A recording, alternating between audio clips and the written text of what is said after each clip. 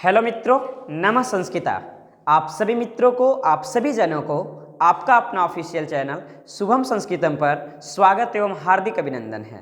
आज एक नई वीडियो के साथ मैं फिर से उपस्थित हूं और आज की क्लास में मैं जो आप लोग को गाइड करने वाला हूं वो है संस्कृत साहित्य का द्वितीय पाठ पाटलिपुत्र वैभवम। मतलब कि पाटलिपुत्र वैभवम बोला जाए मतलब पटना की वैभव, पटना की खूबसूरती, पटना की सुंदरता के बारे में जानेंगे। मतलब इस चैप्टर में पटना से संबंधित महत्वपूर्ण बातों को जानेंगे। पटना का नाम पहले क्या था, पटना कौन कौन से विदेशी यात्री आए थे, पटना में कौन कौन से ऐसे व्यक्ति थे जिन्होंने पटना के बारे में ग्रंथ में कुछ लिखा है, पटना में दर्शनीय स्थल क्या क्या है, इन सारी तमाम बातों को जानेंगे। और जैसा कि मैंने आपको पिछले क्लास में बताया था कि एक चैप्टर का आपको 3 वीडियो प्रोवाइड किया जाएगा। सबसे पहला जो वीडियो है वो चैप्टर से संबंधित आपका संपूर्ण व्याख्या रहेगा, एकदम पूरा का पूरा एक्सप्लेन किया जाएगा। सेकेंड वीडियो लेक्चर में आपको उस अध्याय से संबंधित वस्तुनिष्ठ प्रश्न करवाया जाएगा और तीसरे वीडियो में चैप्टर से संबंधित सारे विषयनिष्ठ प्रश्न अर्थात सब्जेक्टिव क्वेश्चन के बारे में बात करेंगे। तो चलिए हम लोग सीधा विषय वस्तु पे चलते हैं, प्रारंभ करते हैं। आज का जो हम लोग का वीडियो लेक्चर है वो है सेकेंड चैप्टर। और सेकेंड चैप्टर में मैं आपको बता दूं, सेकेंड चैप्टर में मैं आपको, जैसा कि आप लोगों ने देखा कि मंगलम से संबंधित सबसे पहले संपूर्ण व्याख्या को किए, वस्तुनिष्ठ प्रश्न पे बात किए और सब्जेक्टिव क्वेश्चन किए। तो आज हम लोग सेकेंड चैप्टर पढ़ेंगे। सेकेंड चैप्टर का नाम है, सेकेंड चैप्टर जो आपका है वो आपका नाम है, सबसे पहले मैं आपको बताऊं कि ये जो आपका पाठ है वो द्वितीय पाठ है और द्वितीय पाठ जो है आपका, इसका नाम है, द्वितीय पाठ का नाम है पाटलिपुत्र वैभवम। पाटलिपुत्र वैभवम का मतलब क्या होता है इसके बारे में मैं आपको बताता हूं। पाटलिपुत्र वैभवम का मतलब हुआ पटना की सुंदरता, पाटलिपुत्र की खूबसूरती, है ना। पटना का यश, कीर्ति, वैभव, आप जैसा कि सुने होंगे वैभव क्या होता है, मतलब शक्ति, ताकत, किसी चीज में कितना यश है। जैसा कि आप गाना में भी सुने होंगे, मुझे कीर्ति न वैभव न यश चाहिए, मुझे राम का नाम का रस चाहिए। तो उसी तरह से हम लोग पटना के वैभव के बारे में जानेंगे। सबसे पहले पटना की खूबसूरती हुआ, मतलब कि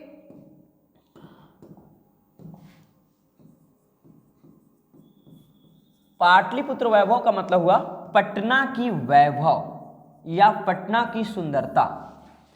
सबसे पहले हम लोग हर अध्याय की भांति, हर चैप्टर की भांति पाठ परिचय को जानेंगे।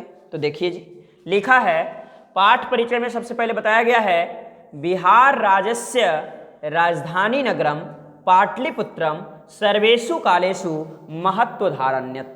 मतलब बिहार राज्य की राजधानी नगर यह पाटलिपुत्र शहर सभी कालों से महत्व धारण करता आया है।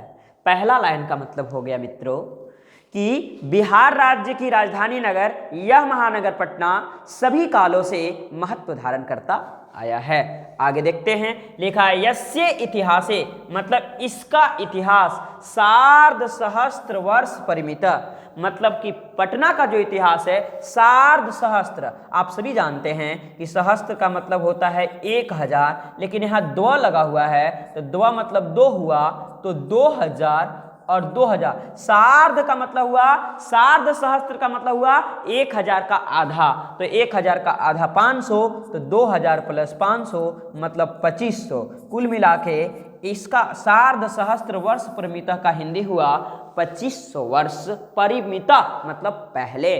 ठीक है ना, मतलब हम कह सकते हैं कि पटना का जो इतिहास है वो 2500 वर्ष पुराना है। ये बहुत ही मस्ट इंपॉर्टेंट क्वेश्चन है आपके एग्जाम के दृष्टिकोण से और कई बार कई दफा ये सवाल आपके फाइनल एग्जामिनेशन में रिपीट किया गया है। आपसे डायरेक्ट क्वेश्चन किए जाएंगे, वस्तुनिष्ठ प्रश्न में ये सवाल आपको देखने को मिलेगा कि पटना का जो इतिहास है वो कितना वर्ष पुराना है, तो आपका जवाब हो जाएगा 2500 वर्ष। तो यहाँ तक मैं आपको समझाने में सफल रहा, आगे बढ़ते हैं और अगला लिखा है अत्र धार्मिक क्षेत्रम राजनीतिक क्षेत्रम उद्योग क्षेत्रम च विशेष ध्यान आकर्षण।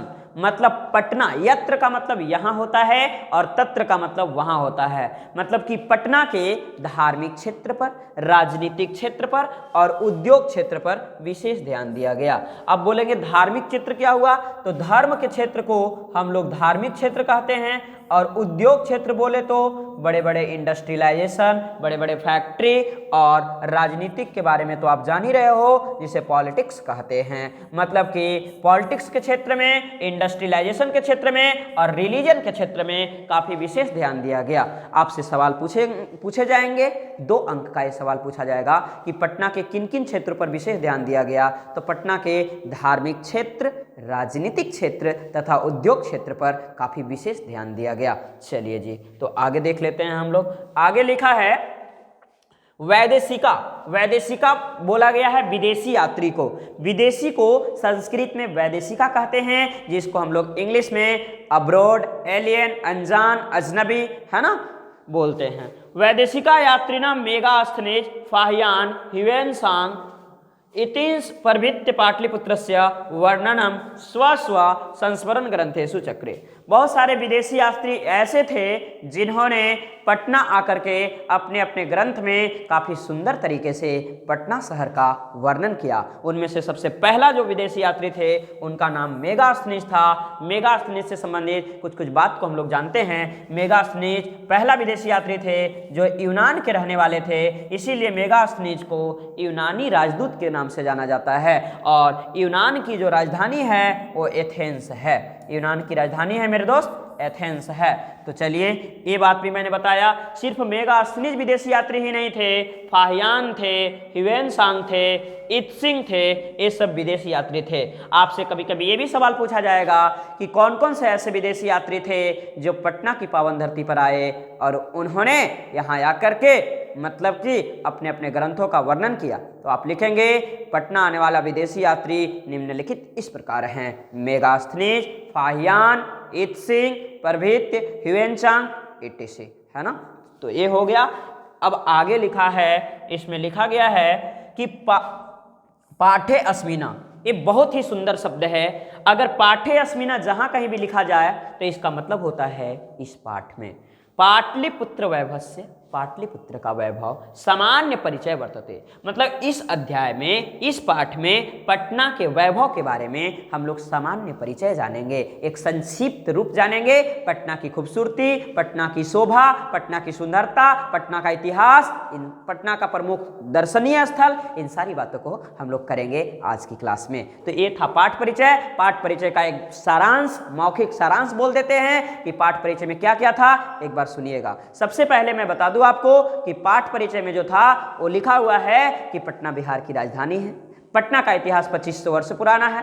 पटना के धार्मिक क्षेत्र, राजनीतिक क्षेत्र तथा उद्योग क्षेत्र पर विशेष ध्यान दिया गया।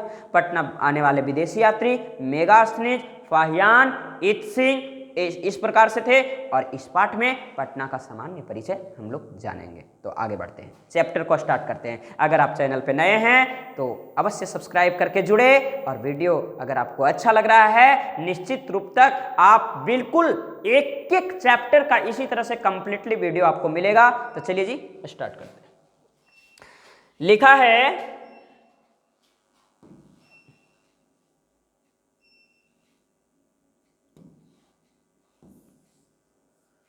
पाठ परिचय में सबसे पहले हम लोग जानते हैं, लिखा है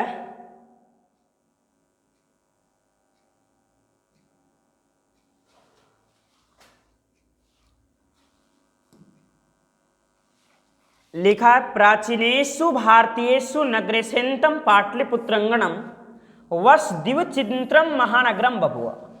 प्राचीन काल से ही हम जानते हैं कि हमारे भारत देश के एक सुंदर सा नगर पटना पाटलिपुत्र गंगा के किनारे बसा हुआ है। यह महानगर जो है वो बिल्कुल गंगा के किनारे, आप सभी जानते हैं कि पटना गंगा नदी के किनारे बसा हुआ है। Patna is the situated bank of Ganga. तो इसके बारे में तद्विषय दामोदर गुप्त का नाम आपने सुना होगा। बहुत ही एक प्रसिद्ध कवि है दामोदर गुप्त जी, जिन्होंने ग्रंथ लिखा है और इनके ग्रंथ का नाम है कुटनी मताख्यम। कुटनी मताख्यम के रचनाकार, बहुत बार आपके एग्जाम में पूछा जाएगा कि कुटनी मताख्यम के रचनाकार कौन है? दामोदर गुप्त। दामोदर गुप्त ने अपने शब्दों में बिल्कुल खूबसूरत तरीके से पटना का वर्णन करते हुए उन्होंने लिखा है, नीचे श्लोक से क्लियर होगा तो समझेंगे। लिखा है, यस्ति महितल तिलकम सरस्वती कुलगृहम महानगरम नामना पाटलिपुत्रम परिभूत पुरंदर स्थानम, है ना। ये पद नंबर 175 से लिया गया है। और ये श्लोक कहता क्या है, ये अभी आपको 1% भी समझ में नहीं आया होगा, क्योंकि ये संस्कृत है, उसको जस्ट मैंने रीड किया, मैंने पढ़ा, लेकिन इसी परेशानी को दूर करने के लिए तो मैं आपके सामने उपस्थित हूँ मित्रों, और इसका हिंदी में बता रहा हूँ। लिखा है, यस्ति महितल तिलकम सरस्वती कुलगृहम महानगरम नामना पाटलिपुत्रम परिभूत पुरंदर स्थानम, मतलब पृथ्वी का तिलक, सरस्वती का कुलघर, यह महानगर पटना, जो कि इंद्र के भवन से भी सुंदर है, स्वर्ग से भी ज्यादा सुंदर है, यह महानगर पटना सिर्फ पटना में ही नहीं, पूरे विश्व में, पूरे ब्रह्मांड में अपना एक विशेष स्थान रखता है। अगर फाइनली इसको लिखने के लिए आ जाए तो इस प्रकार से लिखेंगे पृथ्वी का तिलक, सरस्वती का कुलगृह, यह महानगर पटना, ये जो पटना शहर है ये पूरे संसार में अपना एक विशेष स्थान रखता है ना। चलिए एक बार मैं और बता देता हूं इसको ऐसे लिखिएगा कि पटना पृथ्वी का तिलक, सरस्वती का कुलगृह है, और ये स्वर्ग से सुंदर है, इंद्र के भवन से भी सुंदर है, जो पूरे विश्व में अपना एक विशेष स्थान रखता है। आगे बढ़ते हैं। आगे लिखा गया है,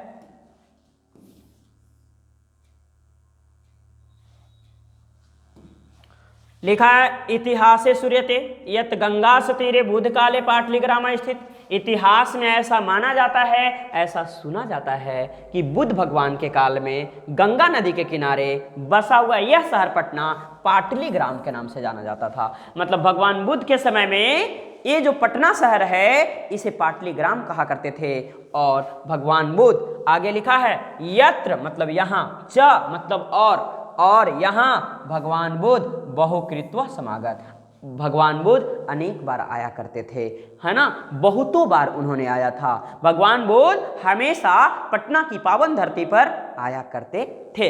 लिखा है, तेन वे कथिताम अस्ति, उन्होंने कहा है, वे भविष्यवाणी किया है, यद ग्रामोयम महानगरम भविष्यति। उन्होंने आज से 2500 वर्ष पहले भगवान बुद्ध ने ऐसा अनुमान लगाया, ऐसा भविष्यवाणी किया, उन्होंने ऐसा प्रिडिक्शन किया था कि पटना आगे चलकर एक बहुत बड़ा महानगर बनेगा। और जस्ट एकदम बिल्कुल वो सही हुआ, और अभी पटना की आबादी जो है वो 40 लाख है ना। उन्होंने कहा था, आज से 2500 साल पहले वे अंदाजा लगाए थे, वे भविष्यवाणी किए थे कि पटना आगे चलकर एक महानगर तो होगा, किंतु यहाँ पे किंतु शब्द आया है, गौर करेंगे मेरी बातों को। किंतु कलहस्य अग्निदहस्य जलपुरस्य च भयात् सर्वदा क्रांत भविष्यति। उन्होंने कहा कि पटना आगे चलकर एक महानगर होगा, इसमें कोई डाउट नहीं है, कोई शक नहीं है, लेकिन पटना निम्नलिखित 3 चीजों से भयभीत रहेगी, पटना पे काल मंडराएगा। वो 3 चीज है क्या? पहला उन्होंने कहा था कि पटना में आग लगने की संभावना बहुत ज्यादा रहेगी। दूसरा उन्होंने कहा था कि पटना में बाढ़ आने की संभावना बहुत अधिक रहेगी। और तीसरा उन्होंने कहा कि पटना में कहीं ना कहीं, कभी ना कभी, लगभग हमेशा जो है वो कलह होता रहेगा। कलह बोले तो लड़ाई झगड़ा, किसी से तनाव, किसी से टकराव, किसी से मतभेद, है ना, जिसको हम लोग कलह का सेंस यहाँ युद्ध भी कह सकते हैं, है ना, जिसको कॉम्प्लिकेशन कहते हैं, उलझन कहते हैं। तो मैं आपको बता दूं कि उन्होंने, भगवान बुद्ध ने, ये सवाल बिल्कुल आया था कि भगवान बुद्ध ने पटना के बारे में बहुत बार पूछा गया है। आप कहीं भी कोई भी स्टडी मटेरियल देख लो, क्वेश्चन बैंक देख लो, गेस्ट पेपर देख लो, मॉडल पेपर देख लो, हर जगह ये सवाल आपको मिलेंगे जी। और बहुत ही सुंदर सवाल है सब्जेक्टिव क्वेश्चन में कि पटना के बारे में भगवान बुद्ध ने क्या कहा, वर्णन करें, स्पष्ट करें, उल्लेख करें, बताएं, लिखें। तो आप क्या लिखेंगे? पटना के बारे में भगवान बुद्ध ने कहा, पटना आगे चलकर एक महानगर तो होगा, लेकिन आग, बाढ़ और कलह से हमेशा भयभीत रहेगा। तो आगे बढ़ते हैं। ये चीज अब हम लोग आगे बढ़ेंगे और आगे लिखा है कि उन्होंने कहा सर्वदा क्रांतम भविष्यति, कालांतरेण, कालांतरेण माने काल का अंतर, तो यहाँ पे अंडरस्टूड है, काल कभी भी पीछे नहीं होता है, काल आगे, समय आगे बढ़ता है, मतलब इसका हिंदी हुआ आगे चलकर। आगे चलकर पाटलीग्राम पाटलिपुत्र मिति कथिता, आगे चलकर पाटलीग्राम जो थे, पाटलीग्राम जो शहर था वो पाटलिपुत्र कहलाया, है ना। पाटलीग्राम से नाम बदल करके परिवर्तित करके पाटलिपुत्र रखा गया।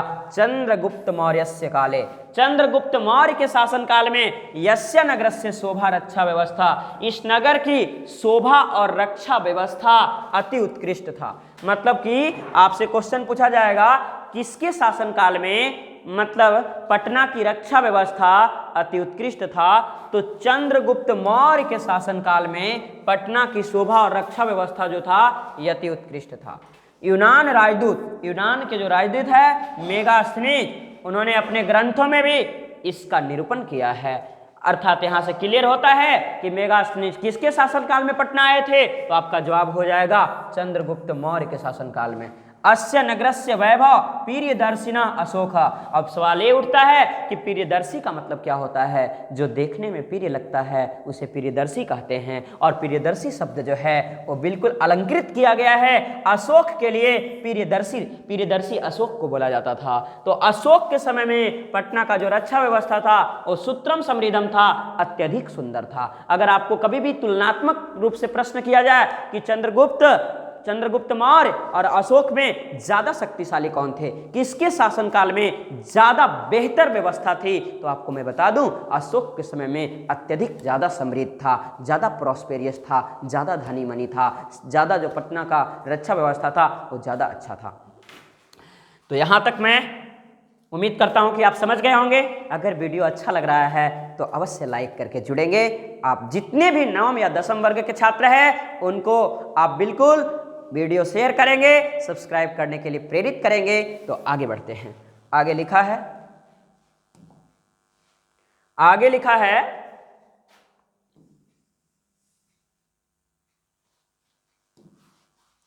बहुकालम पाटलिपुत्रस्य प्राचीन सरस्वती परंपरा प्रावर्तत इति राजशेखरा।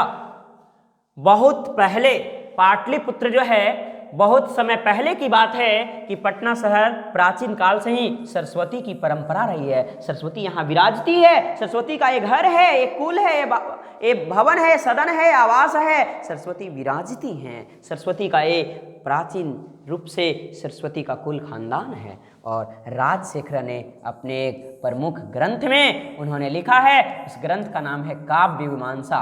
काव्य मीमांसा के रचनाकार राजशेखर है।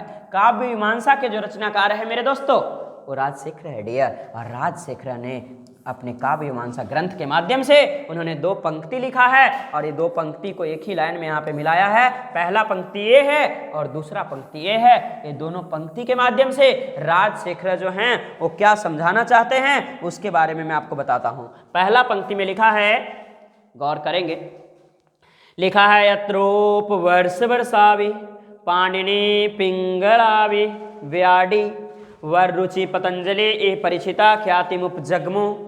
इसका मतलब हुआ अत्रोप वर्ष वर्षावि पाणिनि पिंगलावे व्याडी वर रुचि पतंजलि ए परिचिता ख्यातिमुपजगमो। हजारों वर्ष पहले, बहुत समय पहले बहुत सारे लेखक कवि जैसे पाणिनि, पिंगल, व्याडी, पतंजलि अनेक प्रकार के लेखक पटना की पावन धरती पर आए और उन्होंने अपने अपने ग्रंथों में पटना का वर्णन करते हुए ख्याति प्राप्त किया, प्रसिद्धि प्राप्त किए, लोकप्रिय हुए, मशहूर हुए, विख्यात हुए, है ना। आगे बढ़ते हैं।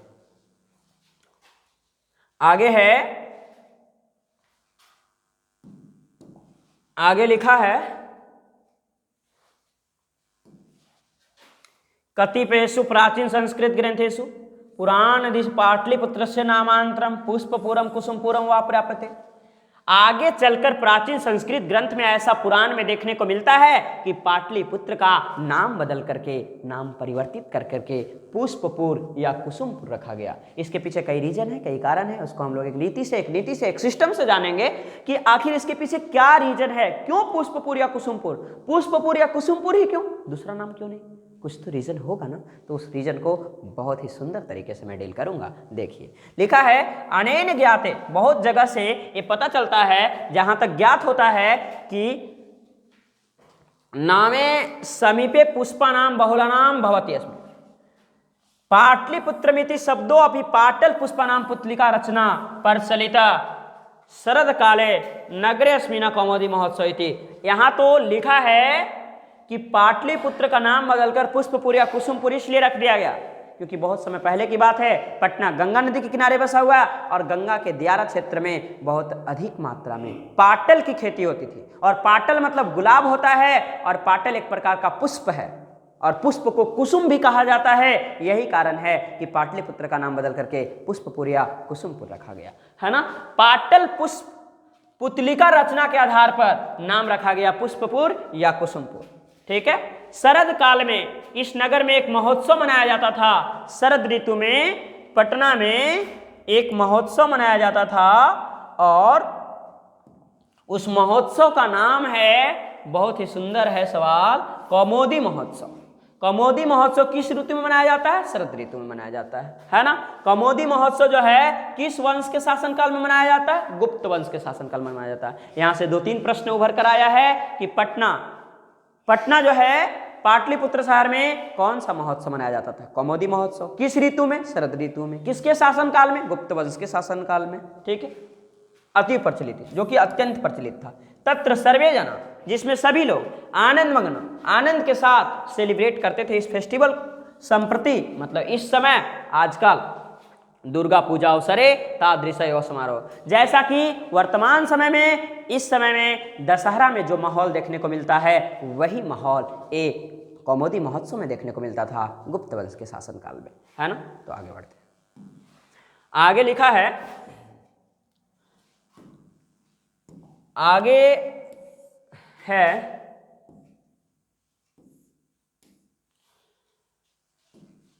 लिख दिया है काल चक्रवाद यद्यपि मध्यकाले पाटलिपुत्र वर्ष सहस्त्र प्रमिता जीर्ण शीर्ण जीर्णताम भूता। इसमें लिखा है काल चक्र, देखिए थोड़ा समय टर्न लिया और मध्यकाल की बात हो गई। आप सभी जानते हैं, जहां तक की जानकारी के मुताबिक, कि हमारा जो हिस्ट्री है, हमारा जो इतिहास है, वो 3 भागों में बटा हुआ है। एंशिएंट हिस्ट्री, मिडिवल हिस्ट्री और मॉडर्न हिस्ट्री, जिसे हिंदी में बोलते हैं प्राचीन इतिहास, मध्यकालीन इतिहास और आधुनिक इतिहास। तो बात रही यहाँ पे मिडिल हिस्ट्री की, है ना। मध्यकाल की बात रही। मध्यकाल में पाटलिपुत्र का जीर्ण शीर्ण, मतलब पाटलिपुत्र का विकास जो है सहस्त्र का मतलब होता है 1000, मतलब मध्यकाल में पटना का विकास 1 साल तक रुका रहा। तस्य संकेत अनेकेषु साहित्य ग्रंथेषु मुद्रा राक्षस लभ्यते। इन सारी तमाम बातों की जानकारी एक प्रमुख ग्रंथ मुद्रा राक्षस में मिलता है। मुद्रा राक्षस में ये जानकारी प्राप्त होती है कि हमारा मध्यकाल में पटना का विकास 1000 साल तक जो है वो अवरोध रहा, प्रतिरोध रहा, है ना। आगे बढ़ते हैं। मुगल वंश काले यस्य नगरे समृद्ध, मुगल वंश के शासन काल में इस नगर अत्यंत समृद्ध रहा, काफी प्रोस्पेरियस हुआ, काफी थोड़ा सा डेवलपमेंट हुआ। मुगल काल की अगर बात करें तो मुगल काल के बारे में आपने सुना होगा। जैसा कि मैं आपको जानकारी के हिसाब से बता दूं कि मुगल साम्राज्य का सबसे पहला शासक जो था वो बाबर था। ठीक है, और इसके पीछे एक ट्रिक है, मैं आपको बताता हूं। भजसा, ठीक है। बी से बाबर, एच से हुमायूं, ए से अकबर, जे से जहांगीर, एस से शाहजहां, ए से औरंगजेब। बाबर का बेटा अकबर, बाबर का बेटा हुमायूं, हुमायूं का बेटा अकबर, अकबर का जहांगीर, जहांगीर का शाहजहां, शाहजहां का औरंगजेब। ठीक है, तो मैं यहां पे आपको बता दूं कि मुगल काल में अत्यंत समृद्ध था।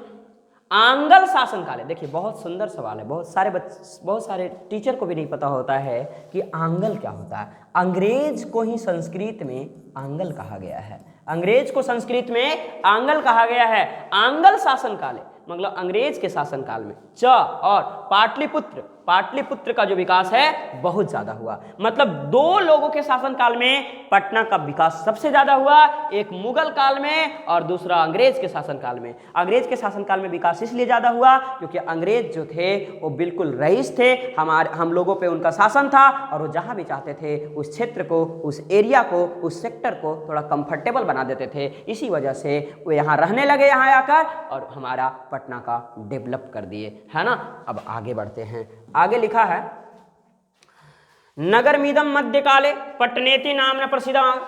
आगे मध्यकाल में पटना कहलाया। मतलब कि पाटलिपुत्र जो है सबसे पहले नाम था पाटलीग्राम, फिर हुआ पाटलिपुत्र, फिर हुआ पुष्पपुर, फिर कुसुमपुर और फिर हो गया पटना। ठीक है, पटना इसलिए हो गया, इसके पीछे भी रीजन है। मतलब एक्चुअल में पतन था, ठीक है। और पतन जो है, पतन का मतलब होता है, पत्तन का मतलब होता है बंदरगाह, बंदरगाह, ठीक है। जो समुद्री इलाका में जो शहर होता है उसको बंदरगाह कहते हैं। और हमारा जो पटना है वो नदी के किनारे बसा हुआ था, इसी वजह से समुद्री यात्रा से वहाँ पे व्यापार होता था। और बहुत सारे विदेशी जो लोग थे उनको पतन बोलने में थोड़ा तकलीफ होती थी, इसलिए वो वर्ड को खराब करते करते फतन, फतन, पाठन, पाठन ऐसे बोलते बोलते उन्होंने पटना बोलने लगा, है ना।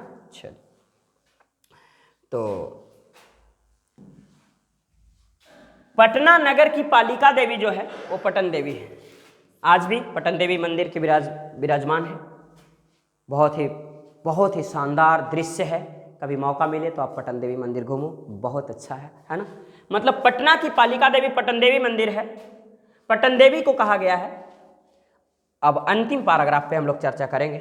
लिखा है संप्रति, मतलब इस समय पाटलिपुत्र का नाम बदलकर पटना रख दिया है। हाँ, जैसा कि मैंने बताया कि अभी वर्तमान समय में पाटलिपुत्र का नाम पटना है। अति विशालम वर्तते, जो कि अत्यंत विशाल है। ये शहर काफी विशाल है और विकसित है। बिहारस्य राजधानी चास्ति, साथ ही साथ यह बिहार राज्य की राजधानी भी है। अनुदिनम, दिन प्रतिदिन, नगरस्य विस्तार, दिन प्रतिदिन इस नगर का विस्तार होता जा रहा है। ये जो नगर है, ये जो शहर है वो महानगर में तब्दील होते जा रहा है और बिल्कुल ग्रो करता जा रहा है। अस्य उत्तरास्याम, इसके उत्तर दिशा में गंगा नदी प्रवहती, गंगा नदी प्रवाहित होती है। पटना के किस दिशा में गंगा नदी बहती है? तो आपका जवाब हो जाएगा उत्तर। आपका उत्तर होगा उत्तर, है ना, उत्तर दिशा में। आगे बढ़ते हैं। लिखा है तस्य ऊपरी, इसके ऊपर में गांधी सेतु नाम एशिया महादेशस्य दीर्घतम सेतु किंचित। एशिया महादेश जो है वो पूरे एशिया महादेश का सबसे बड़ा सड़क पुल जो है वो महात्मा गांधी सेतु है, जो कि पटना में विराजमान है, पटना में अवस्थित है। आप सभी जानते हैं कि टोटल 7 प्रकार के महादेश होते हैं। There are 7 types of continent. Asia, Australia, उत्तरी अमेरिका, दक्षिणी अमेरिका, अंटार्कटिका, अफ्रीका और Europe. Asia is the largest continent and Australia is the smallest continent. Asia जो है वो सबसे बड़ा महादेश है, जिस महादेश के अंदर हमारा भारतवर्ष है ना। तो एशिया महादेश का सबसे बड़ा सड़क पुल जो है गांधी सेतु है, और एक गांधी सेतु जो है पटना की धरातल पे विराजमान है। चलिए आगे लिखा रेल यानम, जो कि नीचे से रेल गुजरता है, ऊपर से पुल है। ये बहुत ही अच्छा दृश्य है। लिखा है नगरे अस्मिना, इस नगर में उत्कृष्ट संग्रहालय, अत्यंत उत्कृष्ट, अत्यंत उच्च कोटि के संग्रहालय है, जिसे म्यूजियम कहते हैं। उच्च न्यायालय, हाईकोर्ट है, सचिवालय है, गोल गृहम, जो कि गोल घर बहुत ही दर्शनीय स्थल है। पटना कभी भी जाओ, कभी भी मौका मिले तो गोल घर अवश्य घूमें। तारामंडलम है, जिसको प्लांटोरियम कहते हैं। जैविक उद्यानम है, जो जिसे चिड़ियाघर कहते हैं, जू कहते हैं। मौर्यकालिक अवशेष है, मौर्य वंश का बहुत सारा अवशेष है। वो महावीर मंदिर तो अत्यंत प्रसिद्ध है पटना में। ये सब पटना का प्रमुख दर्शनीय स्थल है। कभी कभी सब्जेक्टिव क्वेश्चन में ये सवाल आएगा कि पटना के प्रमुख दर्शनीय स्थल का वर्णन करें, तो लिखेंगे पटना का प्रमुख दर्शनीय स्थल इस प्रकार है: गोल गृहम, तारामंडलम, संजय गांधी जैविक उद्यानम, महावीर मंदिरम, है ना, ये सब लिख देंगे। संग्रहालय, उच्च न्यायालय, सचिवालय, एशिया महादेश, गुरु गोविंद सिंह का जन्म स्थान, गुरुद्वारा, डॉट याद इतना लिख देंगे, काफी है।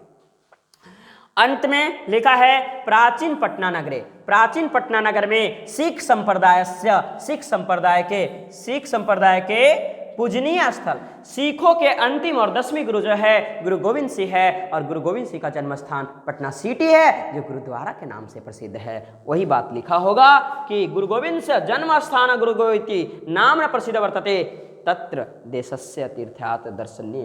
गुरु गोविंद सिंह का जन्म स्थान आगे चलकर गुरुद्वारा कहलाया, तो गुरुद्वारा के नाम से पॉपुलर हुआ और देश विदेश से लोग तीर्थ करने के लिए गुरुद्वारा पे आते हैं। इस प्रकार से ये पाठ आपका संपन्न हुआ।